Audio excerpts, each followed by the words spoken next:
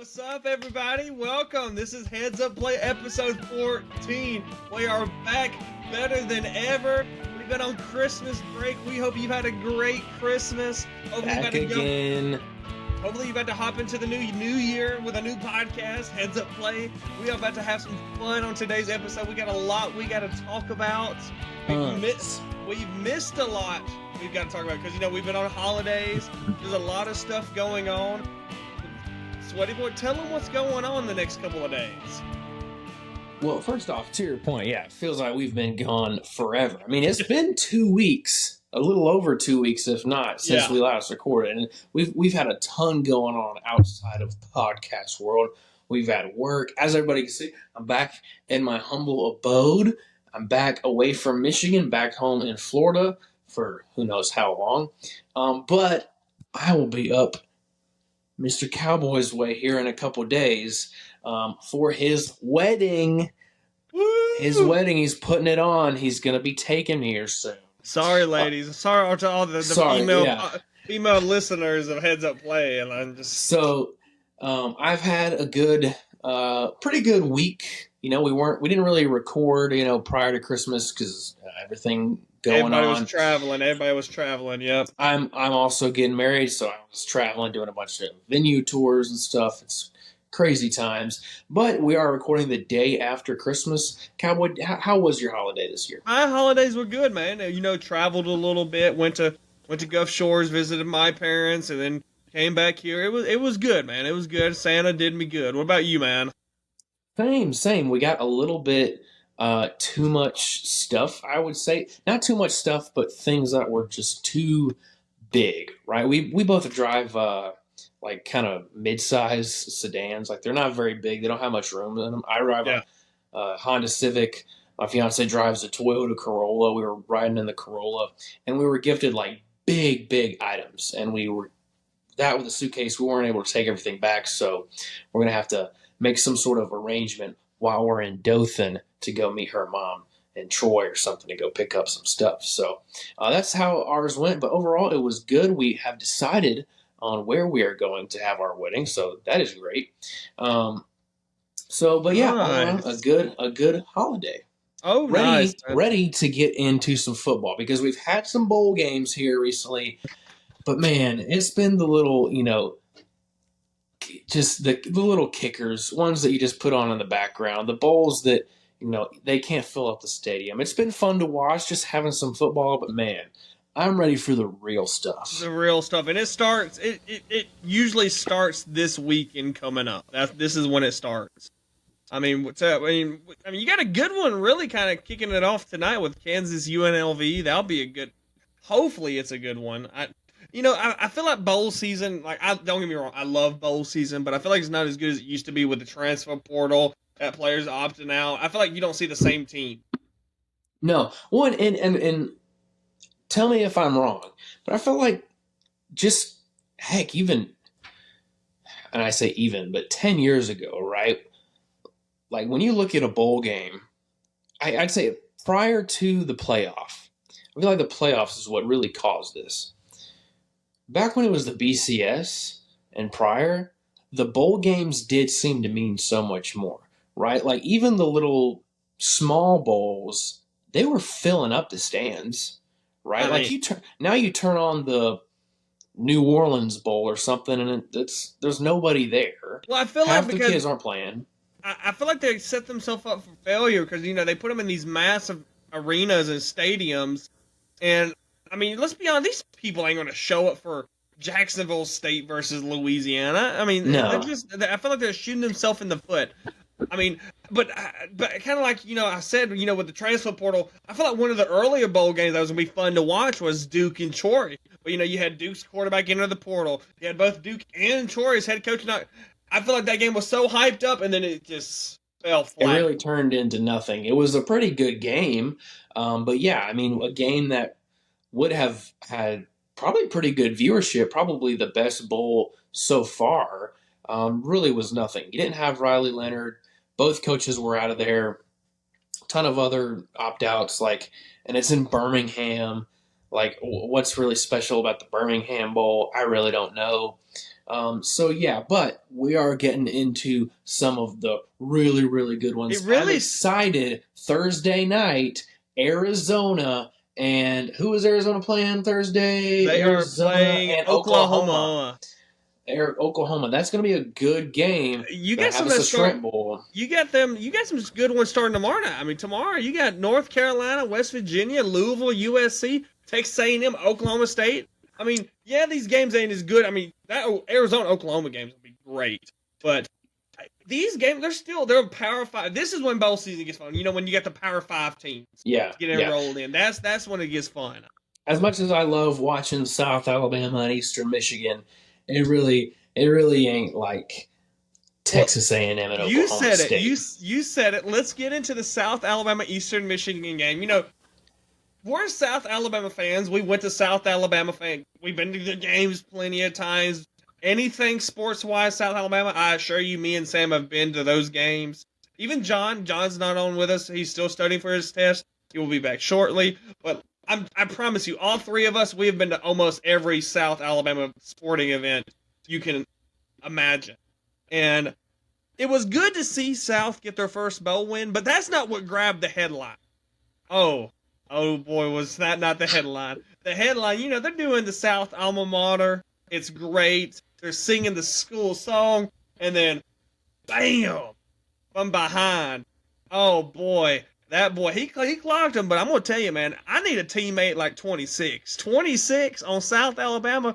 He whooped that boy's tail. Yes, he did. Immediately. It took no time before It's he like, started swinging. if you watch the video, he kind of saw him coming and was like, "What's he doing?" And then as soon as he connected, he got connected. I mean, as soon as Yes.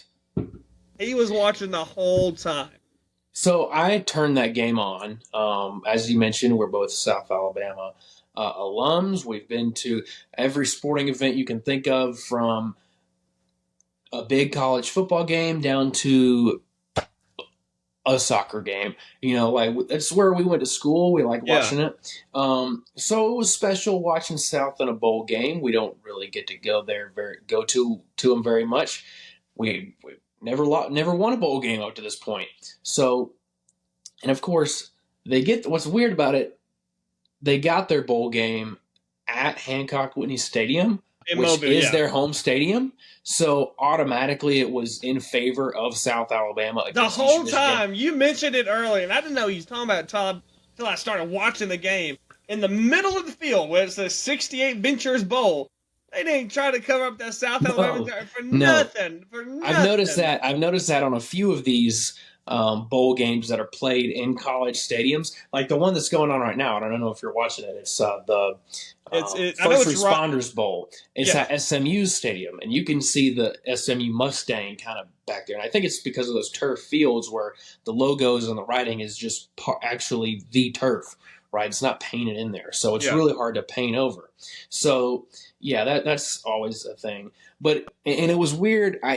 Being a South Alabama guy, it was just really weird seeing my I don't want to say my team because my team is Alabama, but Yeah. my group of five team, Yeah. uh, as the away team in their home stadium.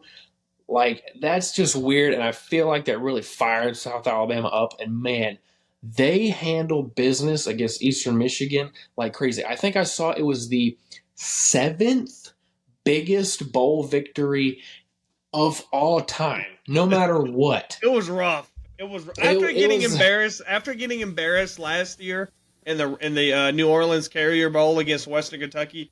Kane had the boys ready, and I'm not saying that he didn't go out there and beat a Power Five. He beat no. Eastern Michigan, but my God, I haven't seen this South team in this long. My God, if we played this like this the whole, you got to mind you folks, we didn't have our running back, we didn't have the quarterback. South played a good game. It was just all Paul around. and Lacey, the best wide receivers in the transfer portal. I forgot he went to Louisville. Yep. Yeah, so I mean, for them to do what they did with the things that they had was great. Their little third string quarterback was flinging it all over the place. Gio Lopez, freshman. Yeah. So good showing by the Jags for sure. But the big thing of it all, obviously, Eastern Michigan, they got their tails whooped. It creates some emotion, right? But man, um, You would think they got to kick the boy off. They got to kick him off, right? no, yeah, this kid Corey Hernandez, number 5. So South Alabama's done. They've just kicked your ass. They're out there singing the alma mater. They just won their first bowl game in program history. Let them sing their alma mater, for God's sake. Dude comes out of nowhere, runs out of the tunnel, feels the need to just punch a helmeted dude at that I don't in the understand that. head. How like you're here? Hopefully it just kind of like smacked him like upside the head, but it looked like he punched. I know that hurt his hand. That had to have broken some fingers. And like, what did you think was going to happen? You're 1 against like 80, and he just got destroyed, and it blew up on social media.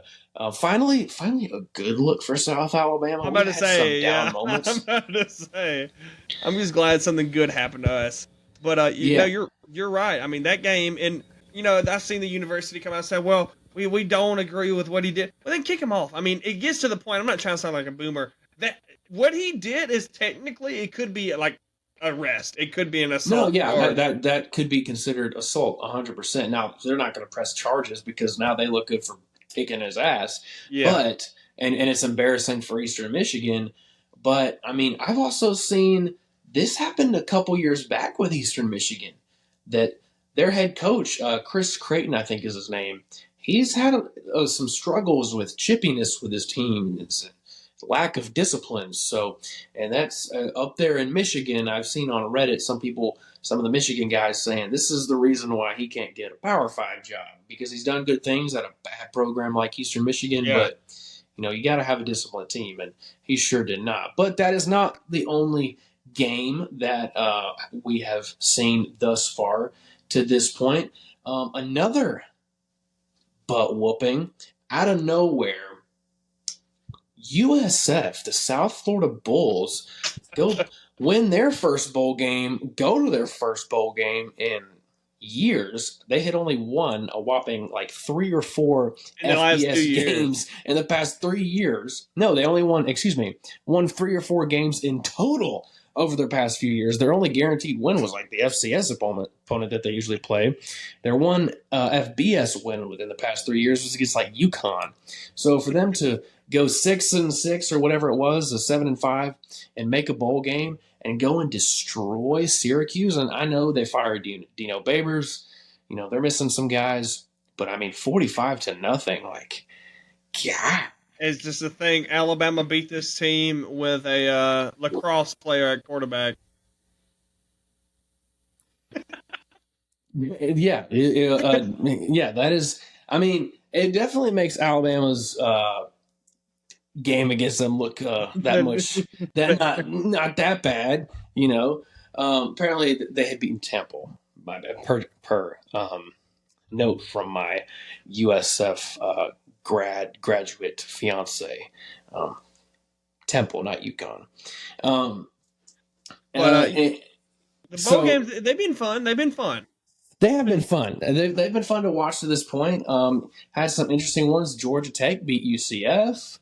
Tech had a really good year. Like they did. They had a really good year. They did. Looking at some other ones, as we talked earlier, there have not been many great ones to this point. It's been mostly group of 5 teams. Let's see. Well, I tell you what, Texas Tech 34-14 over Cal, but that's about it.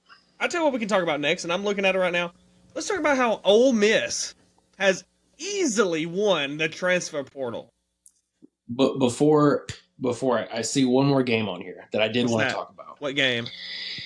Northwestern, who I thought Northwestern would not win a single game after the whole Pat Fitzgerald stuff. The hazing, yep. I thought their program was in ruins, and they go and beat Utah 14-7. Big. I forgot who their interim head coach or new head coach is there at Northwestern, but big props to that guy getting them to a bowl win. Over Utah, a good team. Credit to him. But yes, Ole Miss, Lane Kiffin has gone the route of what we thought Deion Sanders would be doing And at Dion, Colorado, which he is doing good. let's say, I feel because like we thought he would do a lot better. Ole Miss killing the transfer portal right now. so right now, 24/7 Sports, the top 10, it goes North Carolina State at 10, Arizona State at 9, 8, Vanderbilt, 7 Kentucky, 6 South Carolina, 5 Texas Tech, 4 TCU. Another team, now these top 3, in my opinion, have killed it this year. Louisville at 3, Colorado at 2, 1 Ole Miss. Yeah, this is going to be Ole Miss's. This class for Ole Miss will be the best transfer portal class since the transfer portal became a thing. Really look to them. With the 12-team playoff being a thing now, I don't see. I mean, if they're like a I don't see third how or they fourth missed place it. Yeah. SEC team, like they would have to be in there for sure. And I mean, credit to Lane Kiffin. But on another note, National Signing Day happened. We were not able to cover that. I'll go over some top 10s for you. Notre Dame landed at number 10. Okay. Number 9, Florida State still coming strong. Had 0 5-stars, but a number of 4 stars. Oklahoma doing all right. Hugh Freeze. How about Hugh Freeze? Wide number receiver 7 recruiting ranking. The wide receiver room is big. If they get a quarterback, which I mean they're getting the kid from Arkansas. When you get done with the list, I'll tell you what Hugh Freeze said. I read Freeze something. Freeze warning, man. Yeah. All right, but we'll get to it. Oregon, number 6, Dan Lanning doing well. Ohio State continues to always do well. They're number 5. They never seem to get like the top recruiting class, but they seem to be better, the best in the Big Ten always. I mean, Michigan is at 15. Miami at number 4. So Mario Cristobal's always been a really, really good recruiter, but I think we're starting to look at him kind of like just one of those coaches that, hey, you can recruit very well, but are you putting it together on the field? Yeah, what can you do? Yeah. Yeah. So Texas at 3, that's scary to me. Finally starting to put those Texas resources to work, and it's paying off. Alabama at 2, and at number 1 for the first time since 2020, and I know that doesn't sound like a lot, but Georgia is number 1. They have 4 5-stars and 20 4-stars. I mean, they went ham in this recruiting class.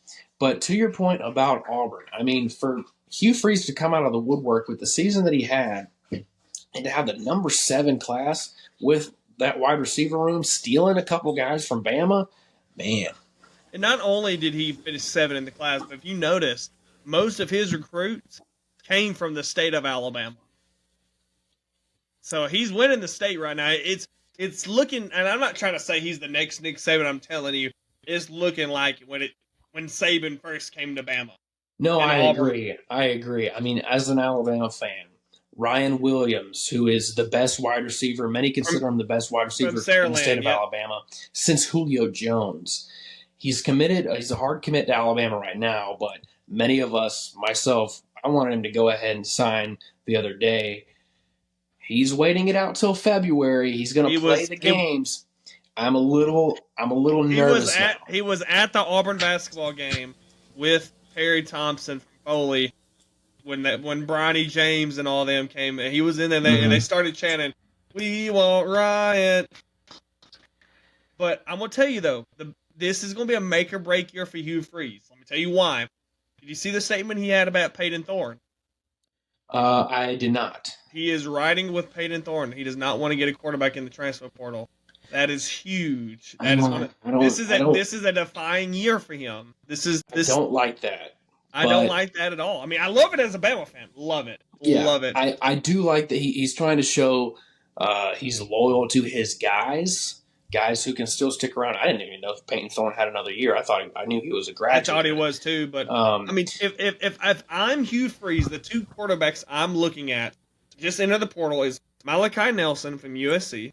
He's got like 2 or 3 years of eligibility. Mm-hmm. And then this other quarterback I'm going after, James Cloud from James Madison University. That boy has Division I written. He just entered the portal. You know what? If you don't want him, I'll go someone else. He's built like Cam Newton. Give me KJ Jefferson from He's Arkansas. built stronger than Cam Newton, if we're being real. I mean, he's I so don't know thick at the why lower body. you wouldn't want him, but you got the quarterback 4-star coming in. I think Auburn's going to be fine. Speaking of quarterbacks, and we got to get back into recruiting. I just have to rant a little bit. In the portal, Oregon got Dylan Gabriel, good pickup. Why did Dante Moore, the number 4 player, not quarterback, number 4 player on 24/7, he was a backup at UCLA, and then he chose to go to Oregon and be a back. I don't understand the whole. I mean, transfer okay. to be a backup. I don't understand. So I'm not sure where Dylan Gabriel was in recruiting rankings, but I do know that Dante Moore was way up there. He was higher than Dylan Gabriel. Yes, but Dylan Gabriel has experience in. He's another Bo Nix. Bo Nix. Yeah, I mean, so it'll be a quarterback battle, I do believe, but it'll probably be Dylan Gabriel over him, because what has Dante Moore really proven outside of now going to Oregon? I don't really know. But yeah, I agree. I would have either stayed at UCLA or gone somewhere where I knew that I was going to be the starter. That's kind of been this whole point of the transfer portal. I agree. Whatever. But your recruiting. No, back to your recruiting. I think I really like what Auburn did with the wide receiver room. I love what Bama's done. I like what Georgia always never worried about them. But I'm gonna tell you, the team that's coming out, and I think they finally have found them a coach. You got them on your hat, Texas. I'm telling you, Texas. I agree, and we'll get into our playoff predictions here soon. Where is USC ranked at? Speaking of them, USC is currently number 18. So let's talk about it, because they're not doing well in the portal. Everybody's leaving. I think he got Will Howard from Kansas State as his quarterback. Is Lincoln Riley washed? Well, we've talked about it on the podcast before. USC and how the program has really kind of taken a hit. Not necessarily under him, but ever since Pete Carroll left that program, it's been a shell of its former self, right? I mean, they can't fill the stadium. Even while Lincoln Riley's doing the best that USC's ever done since Pete Carroll, if we're being honest. Oh, yeah. And they can't fill the stadium. They kind of competed for a playoff spot last season, but then lost to Tulane. I don't want to say that Lincoln Riley's washed. I just feel like he never really was quite as good as we made him out to be. I agree. What he lived up to, it was almost impossible to live up to that. He is a fantastic quarterbacks coach. I mean, when you look at guys like what he did with Jalen Hurts, he coached Kyler Murray, he coached Caleb Williams. I mean, the dude can flat out coach some quarterbacks. But yeah, as far as putting a team together to win even a conference championship, I agree. I don't know how well Lincoln Riley is doing right now. Another team 2 spots ahead of USC at number 16, who was at one point in the top 5, is the team right down the road from me, the Florida Gators. Man, it is a tough. He's done. The rain clouds just don't seem to go away here in Gainesville when it comes to the football. It started off with that schedule coming out and seeing the last 5 teams, and then it goes from everybody just decommitting. Oh God, it's not looking good for Billy Napier. No, if it's Billy not. Napier finishes the season next year, if Billy Napier is still the head coach of the Florida Gators this time next year, oh my God, I would have to put it right now. He has, I would say, a 35 to 45% chance of being the head coach in 2025. I think Florida State has a better chance of winning the national championship this year than Billy Napier at Florida. I just believe that. I'm just telling you. There's no way agree. Billy Napier is going to be the head coach of Florida. There's just no way.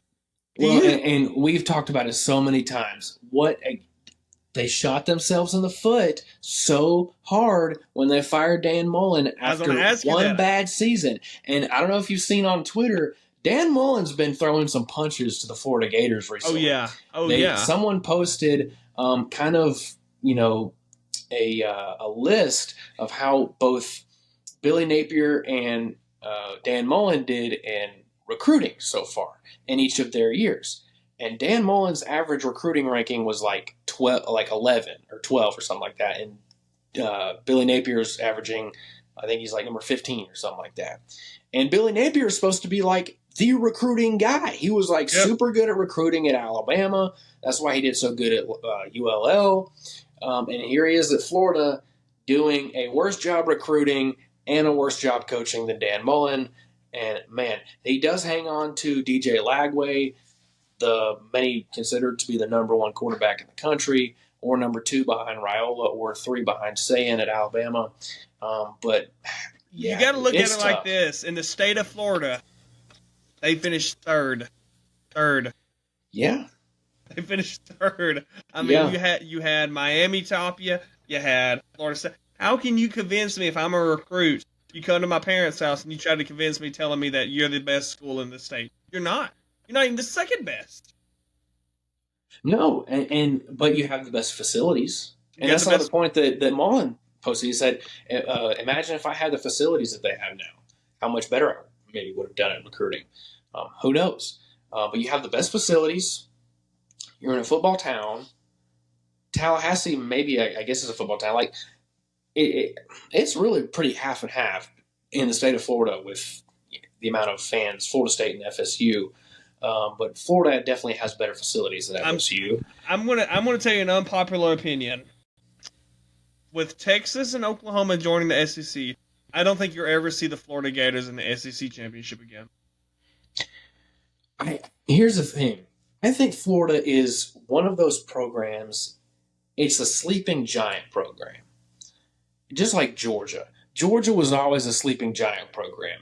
They had this history, huge fan base, really good facilities, but they just couldn't piece it together until they found the right guy in Kirby Smart. Even Mark Richt, couldn't really get it together. He was a good coach, but he wasn't national championship caliber. Florida's the same way. They just need the right coach. Steve Spurrier did it. Urban Meyer did it. You can do it at Florida. You just got to get the right guy. That's the problem, though. I don't think they'll be able to get the right guy. No, they have plenty of money. They have all the stuff. It's a great place to live. But, I mean, and they're not giving guys chances. Like, when you fire Dan Mullen after a 6-6 season or whatever. 2 years after being in the SEC championship. Yes, and almost winning it. Almost winning it. A few plays. I'm just telling you, I just don't see Florida ever bouncing back. I think the days of Tim Tebow and all that. Well, you know what? I think there's some issues of people not agreeing with each other. The issue that Auburn has had for the past 15 years. The boosters don't agree with the coaches. The coaches don't agree with AD. There's all just disagreements going on of who has the power. I think that's the same thing at Florida, but you need to get a coach who's proven. I knew Billy Napier. You thought he would be a pretty good coach, and he is a good coach. He's a good, just not for Florida. He would have been better like a Mississippi State. I think the biggest thing is because the boosters have always they're in trouble at every school, but I agree in the sense of the boosters are going to be on your butt until you can win the state. And if you can't win the state, they should righteously be on your ass. They should. Yeah. I mean, there's no reason why they shouldn't. That's what I think Nick Saban did. When Nick Saban kind of started being Auburn, I think he kind of gave them the middle finger and told them to shove it where. I'm just telling you, you got to win the state. You cannot finish as the third recruiting class. The third recruiting class.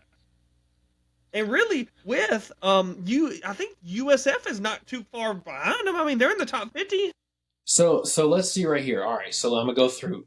The best recruiting class in the state is Miami. Florida State is number 9. Florida is 16. UCF and then scrolling down. Let's see. UCF is 33. That's not too far behind Florida. That's what I'm saying. There's no way that Florida is just crazy to me to think that Florida is almost the 4th best team. Yeah. I mean, and I know we're kind of moving away from the Power 5, but after missing a bowl game.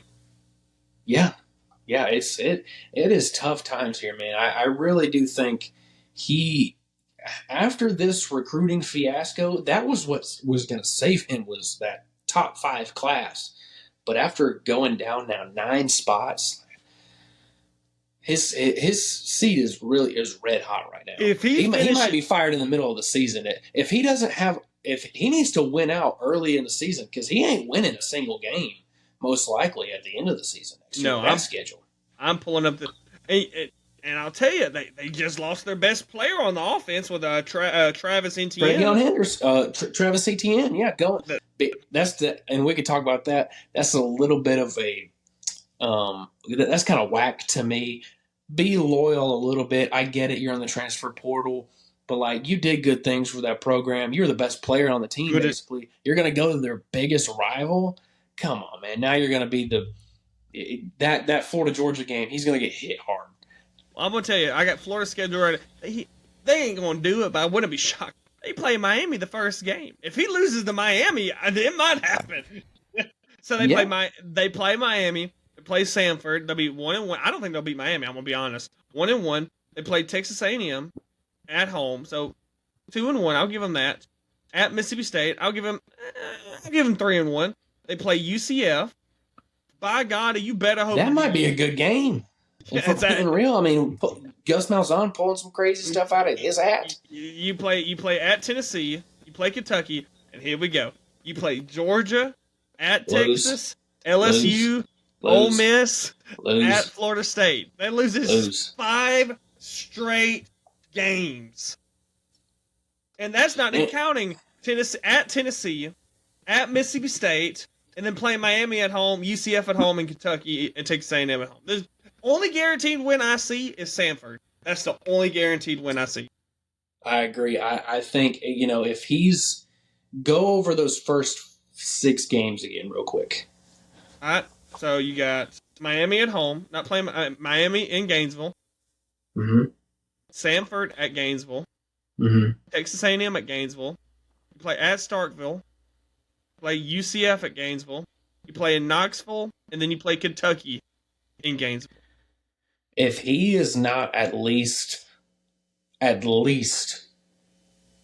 no way 5-1, and I would say maybe 4-2 going into those last 5 games, he's fired in the middle of the season. There's no way he's making a bowl game. No, he can't beat one of the last. The only team he could beat in the last 5 is LSU. LSU might be a little bit bad. I don't think they're gonna be bad. But they're keeping their same defensive coordinator, so they're going to be bad on defense again. They don't have Jane Daniels coming back. They did lose the offensive coordinator. I did see that. Yeah, I did see that too. He went to Notre Dame, I believe. LSU might be in for a little trouble. I do think they'll be okay though. It's always LSU. I will give LSU its credit. When LSU and Florida, I kind of compare them at the same level almost. Mm-hmm. Every once in a while they'll pull off a good season. But I think LSU's program is a little bit better than Florida's. No, I agree. It's because LSU, they get people to buy in. And LSU knows its place. And I think Florida knows its place too. But LSU really knows its place. They're like, look, we're not Alabama. We're not Georgia. But we're going to compete for a national championship that once every 4 or 5 years. They're like, okay, well, look, we're not the number 1 team. We're not the number 2 team. But by God, we're going to be the best 3 team. Like, if you lose 2 games, we're fine with that. We're not going to fire you after that. Just don't give us 7 straight years, kind of like what Les Miles did after delivering us a national championship. Just don't give us 8. Well, look, if we're looking at the SEC, the top tier programs right now, and we'll include Oklahoma and Texas, you got top tier. It's Alabama, Georgia, Texas, and then I don't know if there is another program that is in that upper echelon. And it's that tier 2 that's filled with Florida, Tennessee, maybe Ole Miss probably at the top of tier 2, not quite at the Alabama level. Maybe Missouri now. Maybe Missouri, LSU, Oklahoma. But I would put Florida maybe even down at tier 3 or 4 at this point. Tier 3 is right now South Carolina, Auburn, Florida. I don't want to say Vandy. Vandy's in his league of its own. Vandy's just there for baseball. But you know what? Let's get into the meats and potatoes of the episode. What we're really going to talk about, guys. We've been withholding our picks for this Final Four. You probably can guess who we think of. We're going to kind of get into the meats and potatoes, like I said. So let's go with the first game. It's going to be we're going to talk about it a little bit. Bama versus Michigan, the two most winningest programs of all time in college football. They're playing in a legendary stadium in the Rose Bowl. Oh man, that's just cool. It's just a cool feeling. I'm very excited. Saban versus Harbaugh.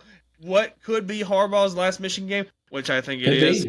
Which I think it is. I was gonna say we need to talk about Chargers. I was gonna say like, hey, we need to talk about like who we think did good at hiring coaches. Then I thought, I don't think we're done. I don't think so either. But Alabama versus Michigan, it's going to be a heck of a game. I'm going to be watching it in the middle of the ocean somewhere on my honeymoon. I told my wife, I said, look, I don't know what we're doing, but we got to stop whatever we're doing, and we're just going to go to this random bar and watch this game. And in the middle, I think we're going to be around a lot of Michigan people, because you got to think, it's snowbird season. Yeah. Yep. We're going to be around a lot of Michigan people. And let me tell y'all, I'm so excited. God, I'm so excited. God, I hope we win. So tell me what you think about the Bama-Michigan game. What are you thinking? Well, first off, just gotta throw the appreciation out there for just the spectacle that we're going to witness with this. I mean, like you said, the two winningest, most historic programs in the history of the sport, Alabama and Michigan, the winningest program in Michigan, the most national titles in Alabama, which is what really matters, if we're being real. Nobody cares about your winning. It's the YMCA back in 1894. Or Michigan High School. Yeah. But the Rose Bowl with these two programs, the granddaddy of them all, I do think this might just be the most viewed college football game of all time. Would I be crazy to say that? Even though it's not a national championship? I agree. I feel like most people are going to say this game is going to give me more national championship vibes than any semi-finals game. No, I agree. And I mean, it's the Rose Bowl, man. I mean, it's incredible. Last time Alabama was there, it was a national championship against Texas. So I'm definitely excited. I'll probably say the last time a game has felt this big it might have been 2014 when it was Bama versus Ohio State in the first round when Ohio State upset Bama. I looked and I saw that was like 38 million viewers, which is one of the most viewed games of all time to this point. It's the most viewed semifinal game. That's what I'm saying. I feel like it's going to have that vibe. But Michigan, let's get on Michigan first. Michigan has a really good defense. I love their defense. Even though the cheat. Did you see that they came out with another thing saying that they got caught cheating? I'm telling you, I think what's going to happen is Harbaugh's going to he's going to be kind of told to leave college football. He's going to go to the Chargers. But we'll talk about that on another episode. I think Michigan's defense is there. It's really stout defense. They shut them out a lot. I love the run game. I think Blake Corum is one of the best running backs in college football. I love Blake Corum. J.J. McCarthy, I think he's a little bit overhyped. I think he came out and said the other day that he can do everything better than Jalen Milroe. Shot. I didn't see that. It might have been on Twitter. Somebody's just messing. But someone booling. But oh wow. Breaking news, Brock Bowers is not currently with the team right now in the Orange Bowl. Wow. That doesn't surprise me. I figured he wouldn't play. Yeah. But back to the game. I think Michigan, it's going to be close at the beginning of it, but I think Bama will run away with it. I think Bama's offense is a whole lot better than Michigan's defense. I don't believe in Michigan's offense to stop Alabama. I think Bama's defense is going to whoop their offense all day. I don't like their offense. I think their offense is terrible. We talked about it when they played Iowa. They got lucky on a couple of special teams plays that put them at the 10-yard line in their own end zone.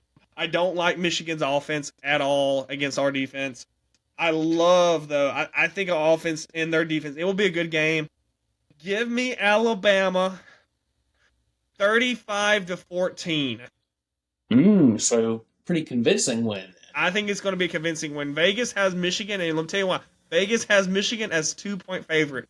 I love when they keep us down. I have been surprised that the line has kind of stayed where it is within about a point and 2.5 points. I think max is where I've seen it, but they're all favoring Michigan. Um, they I guess Vegas likes the matchups. I don't know. From what I've seen, it's the Vegas money is on Michigan, but the public money is on Alabama. I don't know. That's kind of what is keeping the line as low as it is in favor of Michigan. I really don't know. I'm not an odds maker, but I'm kind of in agreement with you. I don't know if it's going to be quite as convincing. I would love it to be. Um, I do really like Michigan's defense. They are top 3, 5 defense in the country, behind up there with Penn State, Iowa, fantastic defenses. But man, I mean, we've talked about it all year. Those Big Ten defenses, as great as they are, you got to give them some credit. They're only ranked so high because they're not facing any Somebody offenses. said when you play Indiana and Boston College, yeah, they're gonna be pretty high. Yeah, I mean, are you really going to consider like Michigan's blowout shutout against Iowa in the Big Ten championship like a defensive no, I great agree. game? I agree. I mean, so this is going to be a test for Michigan, especially with a quarterback as mobile as Jalen Milroe. They have not seen an athlete like him ever, right? So I think we're going to see a lot of quarterback design runs with Alabama against this team. I think we're going to see a lot of deep ball passes. Now, Michigan does do really well at preventing explosive plays like that, but again, it's because they haven't really played many good offenses. And that's why it's evident the last 2 years. Look at the semifinals; they can never get out of it. Yes, and Alabama is battle tested, and they've played against some good defenses, even with our offense that really struggled at the beginning of the year. So, I mean, Blake Corum is really good, and Alabama has struggled against the run a little bit, like against Auburn, but for the most part, we've been really good against it. I really like the matchup with our secondary against J.J. McCarthy's throwing game. I like Alabama pretty. I don't want to say as big as you, but still pretty good. I give it 30-21, Alabama. I'm telling you, they know it. I mean, I've never seen a team. I'm not saying this because I'm a Bama fan. I'll admit I'm a Bama fan. I'm sure you know that from watching previous episodes. It's not like I'm gonna admit it. But when you watch them watching the ESPN thing and the selection show, I've never seen it so deftly silent. I mean, it was silent, but my God, you could hear a pin drop. You could hear the hearts drop when they said Alabama. They're like, oh, it's just a big oh my God, we got to play them. Like they And wanted. people, I've seen like Michigan people say, no, they were just reacting to the fact that Florida State got left out and Florida State was deserving. Come on now, they don't want to play now. Bama. They know because they know they could have beat up. Anybody wanted to play Florida State, a quarterback-less team. Oh my God! It's a cakewalk to the championship. Oh my God! I mean, it might be a little different in the bowl game because your players ain't playing, but when you got a full roster, oh my God, Michigan was going to blow them out. Yeah, it would. I mean, Georgia, especially now with Tate Rodemaker not playing the second string quarterback, oh my gosh, they're not going to field a team now. It's going to be such a blowout. I want to kind of we can talk about it now because he's committed. Michigan, they struggled against Ohio State. Yeah, that's Ohio State. Mm-hmm. With the quarterback that's going to go play at Syracuse now. Yeah. So you couldn't you barely could beat a quarterback that went to Syracuse. Syracuse. So let that sink in a little bit. Like, I'm just telling you, I've never really been on the Michigan hype train. I thought Ohio State was going to beat Michigan. I just don't like Michigan. I really don't like Jim Harbaugh. I don't like him at all. I just give me Bama. Give me Bama all day. I agree. I am definitely excited. I'm glad that this one is the first game on New Year's, so we can go ahead and get it out of the way. I'm excited, man. I do think that is weird, though. It's at 5 p.m. Eastern, I want to say. 5 p.m. my time, which means over there in California, it's going to be starting at, 2 o'clock? it's going to be daytime most of the game. It's going to be weird watching the Rose Bowl during the day. I've been trying to figure out what time zone I'm going to be in. Oh yeah, So, that is going to be weird. So it'll be like maybe like 8 o'clock for you, 7, 8 o'clock. I told Hannah, I was like, hell, we'll just be at the bar starting at 12, and by God, we'll just wait to see if it comes on. It's gonna suck if like a big storm comes and like knocks everything out and you can't watch it. I don't want to throw that out there, but what's going to suck if we lose and I'm next to these Michigan people? Yeah. Oh my God! And I'll never hear the end take of his it. head off. I'll never hear the end of it. Every time somebody looks at me at the pool or something, my God, they would have to remind me.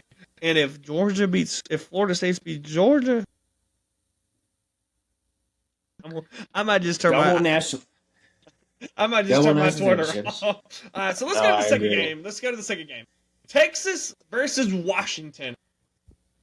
You know, Washington, they beat the crap out of Oregon twice, which I didn't think they would, but they did beat the crap out of them twice. Taco Penix had a pretty good year. Quentin Ewers had a pretty good year. Texas went down to Tuscaloosa, whooped their tail, beat them by 2 possessions. Not 2 possessions, 10 points. Give me Texas. I think Texas is good. I think Steve Sarkisian's building a dynasty. I'm telling you, I like. Really? I do. I think that I'll say it. I think they would have beat Bama last year if Quentin Ewers didn't get hurt. That game. No, you're probably right. You're probably right. He was cutting us up. We didn't have Bryce Young, we were done. We were done if we didn't have. I agree with you for sure. So I mean, take that away. I like Texas a lot. I'll say I think Texas is back officially. Texas is back following a strong recruiting class. He's building something. I love the coach from Washington, but I like Steve Sarkisian's play calling a whole lot better. Give me Texas. I want to go. Give me 28-21. No, my bad. 28-24. I think they win by 3. I think Vegas is right on the nail with this one. Okay. I'm going with the Washington Huskies. Oh, damn! I like it. I'm going with the Washington Huskies, and let me tell you why. Texas does a really good job of airing it out. Quinn Ewers is a great quarterback. He's very accurate. They've got great receivers. Adonai Mitchell, those guys. Great defense, especially those guys on the outside. I mean, Texas, to your point, is good. I do agree. I think they are back, even though I think they're back because they finally stopped saying that they were back, right? And they just let it come. They let it die down. No, Yeah, I agree. Yeah. But I like the matchups here for Washington against Texas. I think that there is no better team in the country when it comes to throwing the ball than Washington. I mean, they just air it down the field left and right. It's an old school like Mike Leach style offense almost. I mean, they just throw it and throw it and throw it. And Texas has really struggled against in the air, especially on the deep ball. You know, they've had some struggles there in the secondary. So if there's anybody that can expose that, it is Washington. Granted, Washington has not quite played a defense like Texas's, so I do think it is going to be a very close game. It's definitely going to lean Texas's way as far as fans of the building. I mean, just I don't know how far Austin is from New Orleans, but it's definitely closer than Seattle. That's for sure. I'm about to say Washington would have done 10 times better in Rose Bowl, but I'm telling you, Michigan wasn't going to pick New Orleans. Michigan was not going to pick me. And even though New Orleans is close, I mean, it's closer to them than California, there's no way they're going to pick New Orleans for Bama. No, absolutely not. Either two. So I do think that Washington pulls it out. I'm not going to be shocked whatsoever if Texas destroys them, right? But I think just to be that guy, I'm going to pick Washington. Here's the thing: if Washington wins, it's going to be a close one and a shootout. I think it would be like 48 to. It'll be kind of like that. 45. 48 to 40, 45, something like that. It's going to be a big. Be like Oklahoma versus Georgia in the Rose Bowl a couple of years ago. Yes. I don't know how much I trust Texas in a shootout. I know I can trust Washington in a shootout. They've done it. No, you're right. But It really comes down to who takes advantage of whose weaknesses, and I think Washington can do that. But if Texas does win, I think Texas will win convincingly. But right now, give me Washington in a close one. All right, so you have Washington, Alabama, and I have Alabama, Texas in the finals. We'll go with our final picks, guys. Whoever makes the finals, because it ain't going to do us no good right now if we don't know who's in the finals. I'll be back from the cruise on that Saturday, so we can record and all that night. So, yeah, that's college football. Let's go with a little bit of other stuff we've missed. I don't know if we've touched upon it, but the man behind your head, Shohei Ohtani. Man, oh man, oh man. Yeah, I guess we got to talk about it. I mean, we've been talking college football like nonstop, but there are other sports for sure. Yeah, Shohei Ohtani signing $700 million with an M million to where else? The Los Angeles Dodgers. We speculated of where he might go. There was talk about the Blue Jays. I said the Braves were in it. They talked about the Giants, the Mariners. It was always the Dodgers. Always was going to be the Dodgers. What blows my mind more is how he has all those money deferred to the end. Yeah, making only like $2 million a year. And I say only $2 million a year. I would love to make $2 million a year. But I mean, $2 million, he's making essentially $20 million as a Dodger up until he finishes. And then it's all just going to come through the rest of his life. $680 million at the end of the deal. And he did that for a reason, because he wants to win. He wants to win, and that opened up payroll for the Dodgers. They went out and got basically the second biggest free agent on the market, who is also a Japanese guy, Yoshinobu Yamamoto. And Tyler Glasnow. And traded for Tyler Glasnow and Manny Margot. And what's crazy is, and I don't mean to be a Braves homer, they still don't have the best lineup in the MLB. They may take it farther than the Braves. They got us on pitching, but lineup-wise, we got a way better lineup. I'm just telling you, as a Braves fan, let me vent for a second. I get sick and tired of every single free agency. We're going to re-sign Freddie. Oh, we didn't get him. Well, we're going to re-sign Dansby. We didn't re-sign him. We always talk about we're going to get these major free agency. We're going to get Laurie Gurriel Jr. We're going to get... I'm just throwing out the name Shohei. They threw out Shohei. They threw out Sonny Gray. They threw out Aaron Nola. We got Jared Kelenic. We've got Ronald Lopez. We traded 7 players. Blake Kerr. We traded 7 players for Aaron Bummer. And no wonder why they call him Butters. I'm just telling you, what are we doing? We get David Fletcher and Max Stasey. You know what? I'm cool with that. I like David Fletcher. He'll be a good utility player. A little pricey, but I like him. He might replace Von Grissom. We're going to flip Von Grissom. Oh, by the way, let's just outright him to AAA, and basically, he's not on the 40-man no more. What? It's that, people are like, Alex Anthopoulos is playing chess while everyone else is playing checkers, and it's like, I don't know what game Alex Anthopoulos is playing. He's playing like damn Minesweeper. He's playing damn Yahtzee right now. What? I don't know what's going on. I mean, went out and got Matt Carpenter. There. Oh, expect the Braves to trade for Matt Carpenter like they did Max Stassi. Okay, sorry, never mind. They're gonna have to eat Matt Carpenter's contract. They just DFA'd him. What? I just don't understand it. It feels like we're in a mode of and I've done this before. You go on MLB The Show, and you're like, how bad can I make a team? And this is what we're doing. Like you want to rebuild a team. This is like the beginning of a rebuild. I don't understand.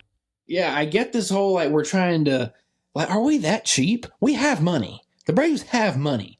Why are we doing this little nickel and diamond? We're trying to trade this player to get that player and get this amount of money back, and hopefully we can make a name at this player. It's like, spend the money that you have. What are you trying to do? It starts the same every year.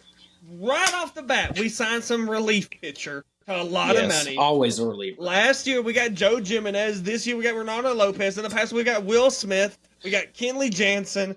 Colin McHugh, all those guys. Yep. It always starts off that way. You get a random bat in there, and then you're silent. We're done.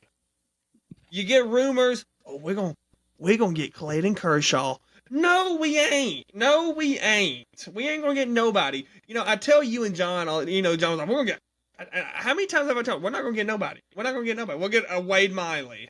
I'm not trying to If be. we ever get any big name guy, it's always through a trade out of nowhere. And we've done good at signing those guys to extensions. You're looking at Sean Murphy, Matt Olson.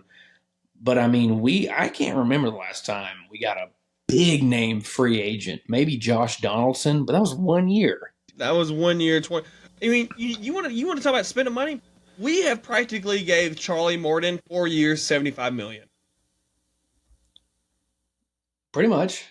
I don't understand that personally, but I don't know, man. I don't know. I hate every single year. We're gonna get this player. No, we're gonna get this player. No. And then we end up with nothing. We end up with minor league contracts. I don't understand. I don't understand whatsoever. I like Jared Kelenic. He's young, but do you really think he's going to match the production as Eddie Rosario last year with 26 home runs, maybe? So, I mean, Jared Kelenic, had a really, really good first, 45 games or so last season and then kind of fell off. But he played way less games than Eddie Rosario and had essentially the same WAR. Overall. It's the same player, basically, maybe a little better. I look at it as a risk. It's a risky move kind of thing. Like, we're in such a win now mode. We want to do it for someone that's not really, that's coming off a foot injury, an unproven player. That's how I look at it. And now you see, I've been reading rumors. This is the time we trade Marcell Ozuna when his value's high. What are we going to get back? We're just going to flip him the next day. I don't know. Yeah, it's been a kind of a frustrating offseason for me as a Braves fan too. And I don't mean we don't mean to spend all our time on the Atlanta Braves, but we have to vent. We've got nobody other than Kelenic. We've got nobody in a handful of no-name relievers that are pretty good. But are we really going to say that Ray Kerr, who has 32 career innings, is a big get? I don't understand. I'll tell you another team we haven't talked about yet. It was kind of shadowed by the Shohei Ohtani deal. Juan Soto to the New York Yankees. What a weird thing going on with that. They signed Juan Soto, who, prior to Acuna's season last year, many were considering out of Acuna, Soto, and Tatis. Remember, Soto's the best one. He's the best overall hitter. He's a good fielder. They were saying, remember that when it got leaked, Soto, $400 million contract with the Nationals, and they traded him. He signs with the Yankees. If not for the Shohei Ohtani stuff, that would have been one of the biggest trades ever. And then they dumb it down his press conferences over a Zoom meeting. It was really weird. But you're right. It was in my opinion, the biggest player the Yankees have acquired. I would even say over Giancarlo, probably since Alex Rodriguez, in my opinion. Free agency wise, yeah, I would agree. But they got him in the trade. They got him in the trade. That's what I'm saying. In trade, yeah. I think he's bigger than Giancarlo Stanton. I do. I think it's just he's so young. He's only 24. Well, and Stanton hasn't panned out. Stanton, he's just a power guy. He's not a good fielder whatsoever. He's really not a great hitter other than hitting home runs. He really struggles, and he's injured majority of the time. So I agree. Maybe since A-Rod, he's possibly the best. I'm telling you, that. And I'll tell you who came out looking the best out of all this. The Washington Nationals. They came out the best. Yeah, they did. They got some good. Because really, the Yankees didn't give up much. Well, they give up Michael King. He's okay. He's not great. He's just average. The Nationals got a shortstop. They got a starting pitcher, two top prospects. They came out looking rosy. I'm telling you, they did a whole lot good. Well, let me tell you, I just got a notification. I know when we don't talk about the NBA a lot on here, but I don't know if you've been keeping up though. The Detroit Pistons has lost their. I just saw this myself. They lost their 27th straight game to set an NBA 27 games. How do you lose 2-28? How do you lose 27 games in a row. I'm going to get the NBA standings pulled up real quick. Oh, they're not the only one having a terrible season. The Spurs are like 5. Oh, I know. So, all right, let's see. Within the Eastern Conference, 2-27. Right above them is the Wizards. They're 5-23. 2 and I guess 20. Wow, so they won their first 2 games, and now they've gone on this 27-game losing streak. Yeah. How about crap? They're like, we're gonna have us a good season. Oh no! It's just I saw a TikTok today. It goes because you saw the Detroit Lions actually on the other team in Detroit. You know, Detroit Lions they clinched the division first time in 30 years. And it's that little meme that said trade offer. Received Pistons never win another game in their life, or the Detroit Lions won the Super Bowl pick.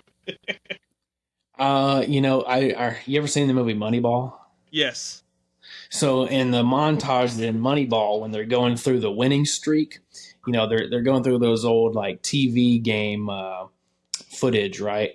And part of it said there was a sign that somebody had thrown over or something. And it said, "We may never lose again. Yeah. We may never win again." Maybe an opposite Moneyball movie needs to happen with the Detroit Pistons. And it's funny because Wingstop said in Detroit, they said if the next Pistons, and they said this a while ago, it was like kind of before the streak kind of gained traction. They said if the Pistons win again, fans get 5 free boneless wings. And they've been posting it every day. Everyone's like, "Oh my God, I just want some wings. I just want some wings. That's all I want." I remember we went to a South Alabama basketball game. I don't know if you were with us. They were giving out free. Yes, and I forgot who we were playing. Spring Hill College. Spring Hill, yes. And it was like if South gets to like 70 points. No, it was 100. It was 100. 100. We got the 98. We got the 98. Yes. Yes, and we had like plenty of time. Like all they had to do was get like one more point. It was like a minute or 2 left on the clock. They were just running the clock out. I was so pissed because I wanted some dang Buffalo Wild Wings. Because I remember Coach Rich Riley, he said in the press conference, he said, "Yeah, I'm the coach of class. I've been on the other side. And then you know what? Your ass gets whooped by University of Mobile the next year. Yeah, you're a coach of class. Come on now. You got to be the best in the city." If everybody shows up to the next game, I will buy everybody wings. No, Coach Riley, we're not a basketball school. You know, we're a volleyball. I love South Alabama volleyball. I'm sorry, guys. My fiance played there. I love South Alabama volleyball. I've never been to a game. Love it, though. Love it. Love it. I've been to more South Alabama volleyball games than you have done. I know. Don't tell Hannah that. But yeah, man. I think we should. I think that's a good. Let's do one more. Let's do a question. Let's do a question. I got one. What you got? So New Year's is coming up. We probably won't have an episode. We might do something. We were going to do a little live episode live at a little party that we're having for Cowboy's wedding, but that we may not do that. We may do something. Maybe we'll go live on TikTok or something. We don't know. Something. Who knows? But we probably won't have an episode come until after New Year's. Do you, John Rivers, have a New Year's resolution, or are you not a New Year's resolution guy? I am sometimes. I want to be one now this year. My New Year's resolution, I don't want to get as mad at my sports teams like I have been this past year. Okay. And I mean, when I get mad, I'm like Frank the Tank. I want to chew through my T-shirt kind of thing. You're going to have to wait until after June 7th at the latest, or whenever the national championship is. January 7th or... January. Or in October when the Braves playing playoff baseball. Oh my God, that was my peak. I'm gonna be honest with you. That was my peak. That was just that was a disappointment. That was utter how could you let this happen? I've never been that upset. It's gonna be tough because you got Bama coming up basketball wise. I don't even want to talk about it. Our defense is so freaking terrible right now. It's bad this year. Our offense is there. I mean, I knew we was gonna lose. We had the gauntlet, but my New Year resolution. Don't get as mad at my sports teams. What about you? Okay, my New Year's resolution, I gotta lose some freaking weight. Same here. Same here. My God, same here, man. Yeah, I every time I look in the mirror, I'm like, crap. I've been hitting the gym a little bit for this wedding. I just want to be able to hit it once the wedding's over, kind of thing. Like I don't want to. There you go. I don't want to be skinny and like Jack Skellington, but I just don't want to be Fat Albert. Yeah, I just feel like I look in the mirror sometimes. It's like those SpongeBob cutaways where it transitions to like one of those really detailed pictures of like Patrick being all like curled up and just. It's one of those. I know exactly what you're talking about. Who you calling ugly? I feel so. I feel so bad when I look at Hannah. I say, "Do you still find me attractive?" And she's like, "Sure." She's not. It's not like, oh my god, yeah, it's just sure. Well, there now she's in it for the long haul then. Or she's lying to make just to where we don't. It's something we don't want to dive into. Say, honey, do these headphones make me look fat? Sure. Sure. No. Yeah, the headphones. Yeah. Right. What's your other resolutions? Oh man. I don't really know if I have one. I need to. Maybe that needs to be a New Year's resolution for mine. Also, to not get maybe to even just pay a little less attention to sports sometimes. Maybe I could back off a little bit. I feel like when I'm home and I'm not working, all I'm doing is just watching like other podcasts and listen to stuff. Maybe I should find something else to do. But I'm sorry, I can't leaf collect. I don't want to look at stamps. I'd just rather look. Yeah. I'm not a show guy. Like I don't really watch like Netflix shows. I'm not a big I do, like movies, but I'm not a big let me look up the newest diesel truck Ram just came out. I just really could care less. I'm not like I'm not a handyman either. I don't have like a shop. Let me go and cut some wood. I'll tell you what I like to do in my spare time. I like to go on Sportical and just do random sports quizzes. I do like that. I like to go to television quizzes, movie quizzes, just to sharpen my knowledge, just because, that's going to get me far in life. But no, I'm trying to do as much mind sharpening as I can do recently because my grandfather has really, really, really bad dementia. And I was with him over the weekend, and man, I'm like, dude, I got to keep this thing going. Because it was bad, man. But I think that's it. I think that's been a good episode so far. Glad we finally are back together. Like I said, I'm back home. I'll get this uploaded. And man, everybody remember, like, subscribe, follow us up on everything right there. We're growing. Let's get to 50 subscribers by the end of the year. That's not going to happen. We're growing, but we're growing. Let's get to 32. 32. Yes, 32. 2 subscribers to every video. Next time you'll see me, I have a ring on the finger. It'll be a taken man. So, but everybody, we appreciate it. Take care. Heads up, play. Heads up.